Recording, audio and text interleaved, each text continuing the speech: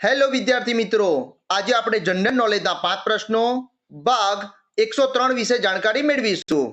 આની પહેલા જનરલ નોલેજના 5 પ્રશ્નો ભાગ 1 થી 102 ના જે વિડીયો છે તે આ યુટ્યુબ ચેનલની અંદર મૂકેલ છે, જે તમે જોઈ શકો છો અને જાણકારી મેળવી શકો છો. તો ચલો વિદ્યાર્થી મિત્રો, ભાગ 103 ના જે પ્રશ્નો છે તેના વિશે જાણકારી મેળવીએ. પ્રશ્ન 1. ભારતીય બંધારણના કયા અનુચ્છેદ અંતર્ગત બાળકો માટે મફત ફરજિયાત શિક્ષણની જોગવાઈ કરવામાં આવી છે?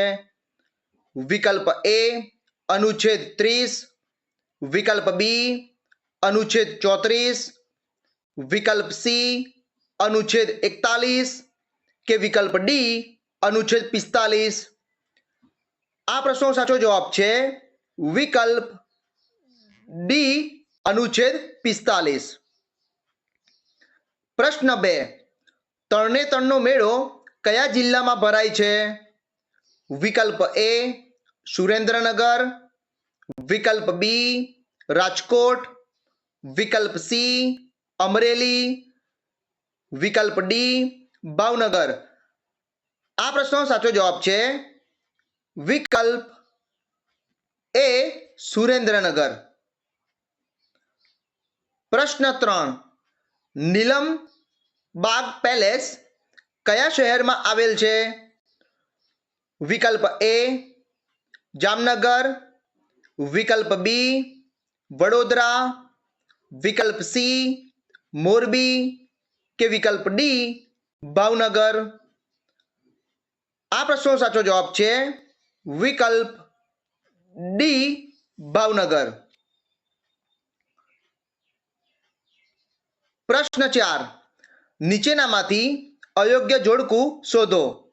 વિકલ્પ એ સુશ્રુત સંહિતા લખનાર સુશ્રુત, વિકલ્પ બી બૃહત સંહિતા લખનાર વરાહ મિહિર, વિકલ્પ સી ચરક સંહિતા લખનાર ચરક કે વિકલ્પ ડી પંચતંત્ર લખનાર બૃહદત્ત.